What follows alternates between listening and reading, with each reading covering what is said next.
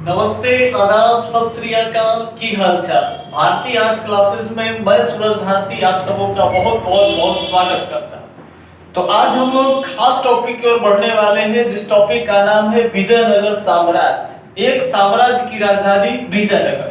तो आइए बिना समय बर्बाद किए हुए हम लोग टॉपिक की ओर बढ़ते हैं। आज जो टॉपिक हम लोग टाइटल दिए जिसका नाम है एक साम्राज्य की राजधानी विजयनगर, इस पर हम लोग चर्चा करने वाले हैं कि आखिर विजयनगर साम्राज्य की जो बड़ा एम्पायर था, खास करके विजयनगर साम्राज्य की बात करें तो आप खुद जानते हैं कि विजयनगर साम्राज्य मध्यकाल के इतिहास में अगर बात करें तो दक्षिण भारत में एक हिंदू साम्राज्य था, याद रखेंगे। अब इसके बारे में बात कर ले तो सबसे पहले हम आपको भौगोलिक स्थिति के बारे में दिखाएं, तो ध्यान से समझेंगे बात को। सबसे पहले कुछ क्षेत्र को जाने, उसके बाद विजयनगर कैसे साम्राज्य की नींव पड़ा आप खुद ब खुद समझ में आने लगे आपको। अब देखिए दक्षिण के बारे में बात कर ले तो यहां से यहां तक का जो एरिया आप देख पा रहे हैं मैप पर, ये महाराष्ट्र का एरिया है। और महाराष्ट्र के नीचे इधर जो क्षेत्र आप देख रहे हैं, ये जो आप इस तरह से लाइन जो हम खींचे हैं ब्लू वाला से, तो ये नीचे ये कर्नाटक एरिया है। और इसके नीचे वाला ये जो पोर्शन है, ये पोर्शन जो है ये केरल है। और इधर साइड में अगर हम बात कर ले तो इधर के साइड में ये आपका तमिलनाडु है। यहाँ तक ये तमिलनाडु के ऊपर में ये जो एरिया आप देख रहे हैं, ये बिंदु देख रहे हैं और यहाँ से जो लाइनिंग खींच रहे हैं, ये सब आंध्र प्रदेश के इलाका में। आप गौर से ध्यान से मेरे साथ कॉन्सेंट्रेट बना करके देखिए, एक बार फिर से बोल रहे हैं कि ये ब्लू वाला जो एरिया दिख रहा है आपको, ये आंध्र प्रदेश है। इसके नीचे में ये तमिलनाडु, इधर में केरल है, और इतना जो एरिया देख पा रहे हैं आप, ये कर्नाटक है, इसके ऊपर में महाराष्ट्र है। अब ध्यान से समझना है बात को। आप कुछ क्षेत्र के बारे में पहले समझिए तो आपको समझ में आने वाला है। कहते हैं कि ये जो ब्लू लाइन इस तरह से देख रहे हैं, इस तरह से ये जो खींच करके ऊपर की ओर ले जाके इधर लगाए हैं, ये हम रिप्रेजेंट कर रहे हैं कृष्णा नदी को। किसको? कृष्णा नदी को। गौर से समझेंगे बात को। कृष्णा नदी के अगर बारे में बात कर ले तो कृष्णा नदी, ध्यान से समझिए, कृष्णा नदी महाराष्ट्र के महाबलेश्वर पर्वत से निकलने के बाद अगर बात करें तो महाराष्ट्र होते हुए जो है ये दक्षिण में आती है कर्नाटक में, और इधर से आंध्र प्रदेश में जाती है, और आंध्र प्रदेश से होते हुए इधर जो है बंगाल की खाड़ी में जाकर करके मिल जाती है। अगर कृष्णा नदी के बारे में बात कर ले तो कृष्णा नदी 1290 किलोमीटर की दूरी तय करते हुए दक्षिण भारत के 3 राज्यों में प्रवाहित होती है, महाराष्ट्र, कर्नाटक और आंध्र प्रदेश। और इसके बाद ये जो है अपना जल ले जाकर के बंगाल की खाड़ी में गिरा देती है। अब ये चीज समझिएगा, आपको विजयनगर समझने में मैप पर बड़ा सुविधा होगा, आपको लगेगा खुद ब खुद कि कुछ सीख रहे हैं। अब ध्यान सुनेंगे, ये जो एक और ब्लू टाइप से जो लाइन खींचे हैं, ये लाइन जो है ये हम तुंगभद्रा नदी को दर्शाया। क्योंकि तुंगभद्रा नदी यहां से देख रहे हैं कि ये ब्लू वाला लाइन जाकर के आंध्र प्रदेश में अगर देखें तो आंध्र प्रदेश में कर्नाटक में मिल जा रही है, तो सॉरी आंध्र प्रदेश में जाके मिल जा रही है। कर्नाटक से होते हुए ये जो एरिया है कर्नाटक में है, और कर्नाटक से आंध्र प्रदेश में जाकर करके ये फिर वही वाला लाइन में मिल जा रही है। यानी ये जो नदी आप देख पा रहे हैं, ये ब्लू वाला लाइन, ये जो नदी है ये तुंगभद्रा नदी है। कौन नदी है? तुंगभद्रा नदी है। ध्यान से सुनेंगे, तो ये तुंगभद्रा नदी है, ये अपना जल ये कर्नाटक में बहती है, आंध्र प्रदेश में बहती है, और ये अपना जल ले जाकर के मिला किसमें दे रही है? तो ये अपना जल मिला रही है कृष्णा में। अब ध्यान से समझेंगे बात को। और यही दोनों के बीच में एक जगह है, एक छोटा सा जगह, ध्यान से समझेंगे। ये जो क्षेत्र है यहाँ पर भी छोटे छोटे राजा होते हैं, इसको कहते हैं कामपली। याद रखें कुछ कामपली, या फिर इसको कई जगहों पर कई पुस्तकों में कामपीली भी लिखा जाता है। आप समझ लीजिएगा कि कामपली कहे या कंपली कहे, दोनों एक ही बात है। अब यहाँ ध्यान सुनेंगे, यहाँ जो आप देख रहे हैं कि ये कृष्णा नदी के ऊपर वाला इलाका, यानी जो उत्तर का जो इलाका है, इसी उत्तर के इलाका में एक क्षेत्र में हम लोग इसमें चर्चा करेंगे, इसको वारंगल बोलते हैं, वारंगल। और यहाँ जो है वारंगल, अगर अभी टाइम में बात करें तो वारंगल अभी देखे तो तेलंगाना में पड़ता है, तेलंगाना के हिस्से में पड़ता है। और यहाँ एक वारंगल में एक वंश चलते थे राजा का, जिसको कहते थे काकतीय वंश। कौन वंश? काकतीय वंश। याद रखेंगे, तो काकतीय वंश इधर वारंगल में ही चलते थे। अब आपको समझ में आने वाली है, यही भौगोलिक चीज याद रखेंगे, क्योंकि ये ऊपर वाला जो एरिया है, ये जो ब्लू लाइन है, बार बार बोल रहे हैं, ये कृष्णा नदी को रिप्रेजेंट किए। और कृष्णा नदी के ऊपर वाला जो इलाका है, यहाँ एक साम्राज्य चलेगी जिसको कहते हैं बहमनी साम्राज्य। कौन सा साम्राज्य बोलेंगे? बहमनी साम्राज्य। और ये बहमनी साम्राज्य, ये कृष्णा नदी के, यहाँ लाइन पर फोकस करो, और ये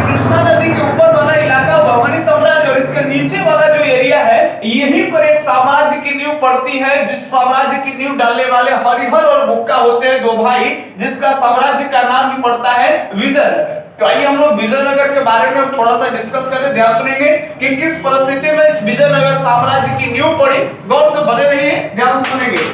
हुआ क्या था कि कहते हैं कि दिल्ली की अगर बात करें ऊपर में नॉर्थ इंडिया में, तो इस समय सल्तनत काल प्रारंभ था। मध्यकाल के इतिहास में ये जो दिल्ली आप देख रहे हैं, यहाँ पर सल्तनत काल चलते थे। और ये जो दिल्ली की अगर तख्त की बात कर ले तो दिल्ली के तख्त पर जो सुल्तान थे, उस सुल्तान का था नाम मोहम्मद बिन तुगलक। याद रखिए, मोहम्मद बिन तुगलक। तो दिल्ली के जो सुल्तान थे वो मोहम्मद बिन तुगलक थे। इनकी अगर बात कर ले कम से कम तो तकरीबन 1326 से लेकर करके और 1351 ईस्वी तक ये दिल्ली के गद्दी पर थे।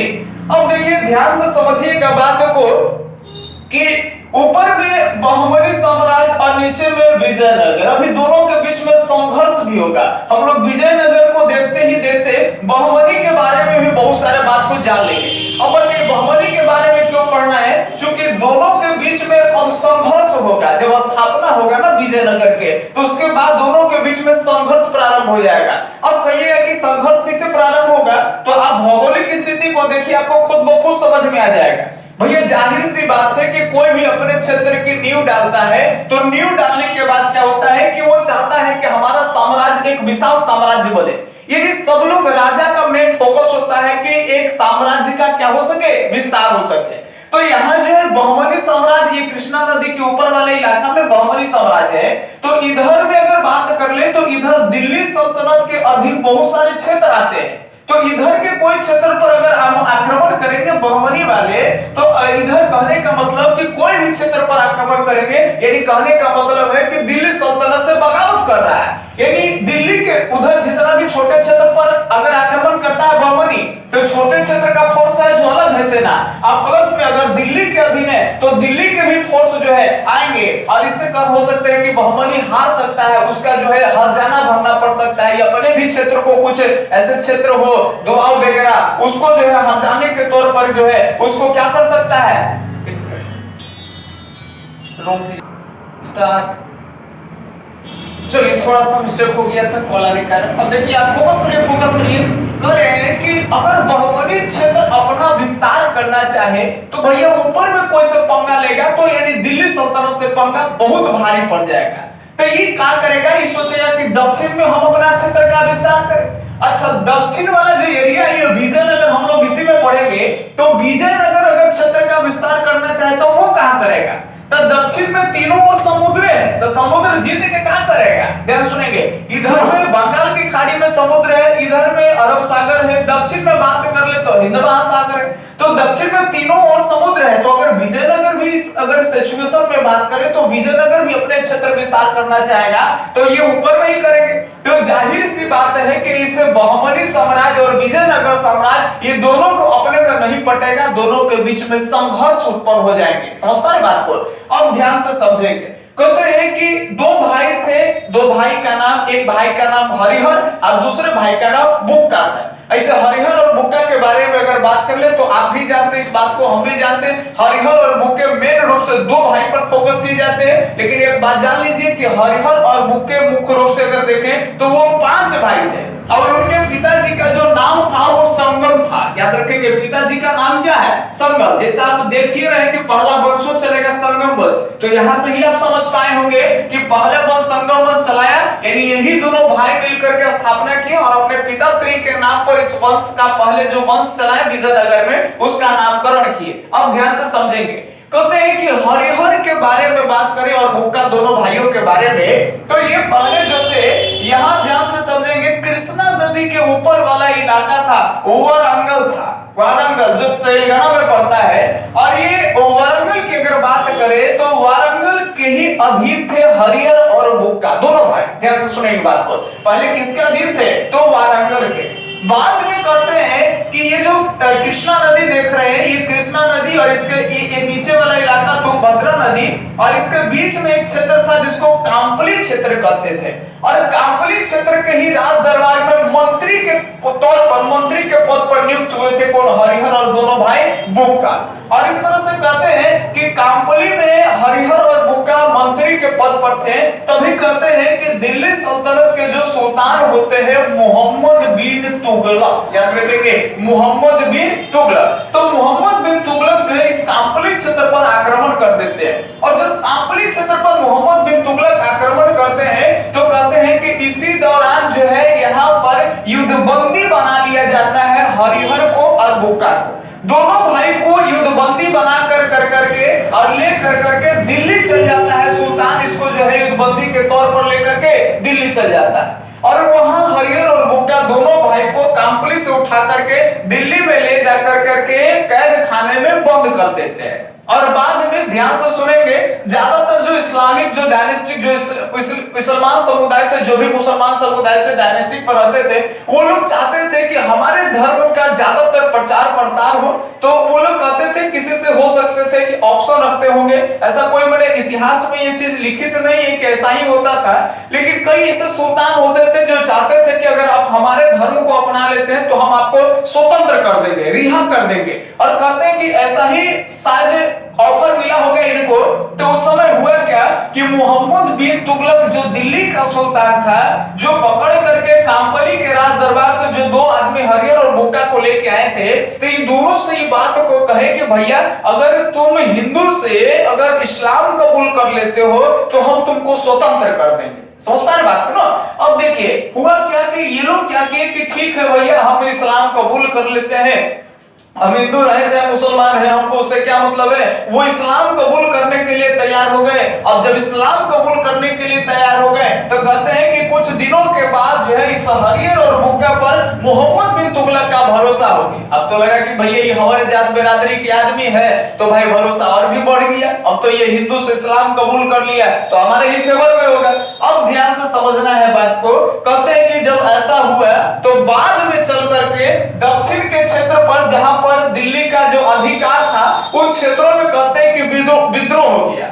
और विद्रोह को दबाने के लिए दिल्ली में यहाँ से जो सुल्तान मोहम्मद बिन तुगलक थे, इस विद्रोह को दबाने के लिए 1336 के आसपास में, यहाँ ध्यान से समझेंगे, इसी दोनों भाई हरिहर और बुक्का को दक्षिण भारत में भेजे कि जाओ वहां विद्रोह को क्या कर दो, शांत करा दो। और कहते हैं कि विद्रोह शांत कराने के लिए हरिहर और बुक्का जब नीचे दक्षिण में आए थे तो यहाँ अपने गुरु से मिले थे, जिस गुरु का नाम था विद्यारण्य। याद रखिएगा गुरु का नाम क्या है, विद्यारण्य है। कहते हैं विद्यारण्य वही गुरु थे जिनसे ये पहले भी शिक्षा दीक्षा लिए थे, यानी इनके पुराने गुरु का नाम था विद्यारण्य। आप नोट डाउन भी कर सकते हैं। अब ध्यान से समझेंगे, ये गुरु को सारा बात बताए कि भैया हमको, जैसे कि गुरुजी काम्पली से ही हमको ले जाकर करके अब विद्रोही घोषित कर करके युद्धबंदी बना के लेके चला गया ये दिल्ली में, और इस तरह से हमको जो है हिंदू से इस्लाम कबूल करवा दिया, यानी अब हम इस्लाम हो गए हैं। तो इनके जो गुरु थे इनके शुद्धिकरण कर करके और इनको जो है कबूल कर ये इस्लाम से इनको बनाया गया हिंदू। जिससे इसमें प्रक्रिया होता है कि भाई गौमूत्र लाया जाएगा, दूध लाया जाएगा, इसमें ब्राह्मण लोग कुछ प्रक्रिया करते हैं और फिर शुद्धिकरण करके उसको इस्लाम से शुद्ध कर करके हिंदू में ट्रांसफर कर सकते हैं। ठीक है, तो ध्यान से समझेंगे। इनको दक्षिण भारत में जो इनके गुरु जी थे विद्यारण्य, इनको शुद्धिकरण कर करके फिर से इनको हिंदू बना दिया। यहां तक क्लियर? अब आगे सुनेंगे। कहते हैं कि दक्षिण से जब ये उत्तर भारत में गए थे दिल्ली में, तो अलग तरह के इनको कल्चर में रहना पड़ा था, मजबूरी थी उनकी ना, चूंकि युद्धबंदी के तौर पर थे। लेकिन जब फिर से अपने एनवायरमेंट में स्वतंत्र फील हुआ तो ये कहे कि भैया हमारा से उस तरह से केकरो गुलामी नहीं होगा। और ये दोनों भाई क्या किए कि इसी समय 1336 ईस्वी में ये जो जगह देख रहे हैं, ये कृष्णा नदी इधर में महाराष्ट्र से लेकर कर्नाटक, आंध्र प्रदेश और बंगाल की खाड़ी में गिरती है। और ये एक रिवर है जिस नदी का नाम है, इस नदी का नाम तुंगभद्रा है। और ये तुंगभद्रा नदी के जो तटीय वाला इलाका था, तटीय वाला इलाका जिसका नाम था अनेगोंडी, याद रखेंगे अनेगोंडी। इसी अनेगोंडी कहाँ है, तो तुंगभद्रा नदी के तट के किनारे है। तुंगभद्रा नदी के तट के किनारे स्थित जगह जिसका नाम क्या है, अनेगोंडी। अनेगोंडी में क्या किए कि 1336 ईस्वी में एक साम्राज्य की नींव डाल दिए, जिस साम्राज्य को ही विजयनगर साम्राज्य के नाम से जाना गया। याद रखेंगे, विजयनगर साम्राज्य की नींव कब पड़ी? 1336 में। कौन किए थे? तो हरिहर और बुक्का दोनों भाई किए थे। याद रखिएगा, हरिहर और बुक्का दोनों भाई। पहले हरिहर नाम रखिएगा और बाद में बुक्का। बुक्का हरिहर नहीं कहिए, हरिहर बुक्का थोड़ा अच्छा लगता है, क्योंकि हमारे कल्चर में, हमारे सोसाइटी में एक चीज होता है कि जो बड़ा आदमी रहेगा ना, जो माने उम्र में जो बड़ा है, तो पहले ओकरे नाम मिलते हैं। जैसे अगर मान लेते हैं कि किसी के यहाँ दो बहन है, एगो के विभा नाम है, एगो के निभा नाम है। अब के बगल में देखिए कि बुलावे आते हैं ना, तो वो कहेंगे जो बड़का है, अगर विभा बड़ा है तो कहेगा हे विभवा के मैया, यानी कहे के मतलब बड़के आदमी के नाम लेता है। तो उसी तरह से हरिहर भाई में बड़ा था, और इससे बुक्का के बारे में बात कर ले तो बुक्का हरिहर से छोटा था। इसलिए हम लोग बोलने के क्रम में बड़े भाई का नाम आगे और छोटे भाई का नाम बाद में लेते हैं, तो इसको बोलते हैं हरिहर बुक्का। तो याद रखेंगे, 1336 ईस्वी में हरिहर बुक्का दोनों भाई मिलकर करके इसी तुंगभद्रा नदी के तट के किनारे जो जगह अनेगोंडी था, वहां पर विजयनगर साम्राज्य की नींव डाला। और नींव डालने के बाद पहला जो वंश चलाया, ये दोनों भाई अपने पिता के नाम पर चलाए, और इनके पिता का नाम था संग। याद रखिएगा, पिता का नाम संग। तो हरिहर और बुक्का ने जिस वंश की नींव डाली विजयनगर साम्राज्य में, जो डायनेस्टी चलाया, उस डायनेस्टी का नाम था संगम डायनेस्टी। याद रखिएगा, वो डायनेस्टी संगम डायनेस्टी। तो ध्यान सुनेंगे, संगम डायनेस्टी क्यों रखा? क्योंकि इनके पिता का नाम संगम था। आगे सुनेंगे। अब देखिए, एक रिस्पेक्ट की भावना होती है कि कई लोग होते हैं ना कि गद्दी के लिए मरने कटने पे तैयार है। अब दिल्ली सल्तनत में देखेंगे तो कोई लोग चीन ही नहीं रहा है, कौन दामाद है, कौन साला है, कौन भतीजा है। गद्दी के लालच में उसको मार दे रहा है, उसकी हत्या कर दे रहा है। कोई चचा की हत्या कर दे रहा है, तो कोई बेटा की हत्या कर दे रहा है ना। तो कोई केकरो हत्या कर रहा है, भैया आपको हर सिचुएशन में गद्दी चाहिए। लेकिन यहाँ एक ध्यान से समझेंगे कि कितना बढ़िया साम्राज्य है। और उस समय में मध्यकाल के इतिहास में एक गौरव की बात है कि ये जो दक्षिण में जो साम्राज्य चल रहे थे, अभी उत्तर भारत में मध्यकाल के इतिहास देख लो तो खाली इस्लामिक डायनेस्टी चलेगा, लेकिन उसी समय दक्षिण में विजयनगर जो साम्राज्य चला था, एक भव्य साम्राज्य, भव्य शहरों का निर्माण यहाँ देखने को मिलता है। और ये एक हिंदू डायनेस्टी है। कौन डायनेस्टी? हिंदू डायनेस्टी। अब ध्यान सुनेंगे, बुक्का बेचारा पहले गद्दी पर नहीं बैठा, पहले बड़े भैया हरिहर को गद्दी पर बैठने दिया। और कहते हैं कि 1336 से 1356 तक हरिहर प्रथम इसलिए लिखे हैं क्योंकि हरिहर द्वितीय भी आने वाले हैं, इसलिए इनको नामकरण में प्रथम लगा दिया गया। हरिहर प्रथम पहले गद्दी पर बैठे 1336 से लेकर के 1356 ईस्वी तक। अच्छा, गद्दी पर बड़े भैया को बैठाए, लेकिन दोनों साथ मिलकर के काम करते थे। बुक्का का भी काफी अच्छा योगदान रहता था। ऐसा नहीं है कि 1336 से 1356 तक बुक्का का कोई योगदान नहीं। कहते हैं दोनों भाई मिल करके और क्षेत्र विस्तार के बारे में चर्चा किए, और ये नीति अपनाए क्षेत्र विस्तार के। तो यहाँ मैप पर देख लीजिए कि कहते हैं इस कृष्णा नदी से लेकर के पहले अनेगोंडी के आसपास के इलाका में, कर्नाटक के इलाका में फैला हुआ था, लेकिन दक्षिण में बहने वाली एक और नदी जिसका नाम है कावेरी नदी। कावेरी नदी जो कर्नाटक से लेकर करके और ये उत्तरी तमिलनाडु के रास्ते बंगाल की खाड़ी में गिर जाती है। और याद रखना है कि ये कावेरी नदी के उत्तर में और ये कृष्णा नदी के नीचे, अब ये जो पूरा आप इलाका देख रहे हैं यहाँ से, ये पूरा इलाका हरिहर प्रथम के काल में इतना दूर जो है इस साम्राज्य का विस्तार हो गया। क्लियर? अब आगे सुनेंगे ध्यान से। कहते हैं कि अपने भाई बुक्का के सहायता लेकर हरिहर प्रथम ने 1356 तक अपने साम्राज्य जो है वो उत्तर में कृष्णा नदी तक और दक्षिण में कावेरी नदी तक अपने क्षेत्र का विस्तार किया। और बाद में कहते हैं कि 1356 ईस्वी में हरिहर की मृत्यु हो जाती है। अच्छा, एक बात आप ध्यान से समझिएगा कि अभी पद वंशानुगत नहीं चला है। कितना बढ़िया एक दूसरे के प्रति आदर है, रिस्पेक्ट है। आदमी सोचता है कि जब हम बन गए तो हमारा आगे का जो उत्तराधिकारी होना चाहिए वो हमारे बेटा होना चाहिए, नहीं कि भाई होना चाहिए। लेकिन दोनों में रिस्पेक्ट की बात है कि जब हरिहर की मृत्यु हुई तो हरिहर पहले ही उत्तराधिकारी घोषित कर चुका है बुक्का प्रथम का। अपने पुत्र को ये घोषित नहीं किया कि भाई अगला उत्तराधिकारी इस विजयनगर साम्राज्य के हमारा ये पुत्र ही होगा। तो कहते हैं कि बुक्का प्रथम हरिहर प्रथम के मृत्यु के बाद 1356 में गद्दी पर बैठे और 1377 तक जो ये शासन किए।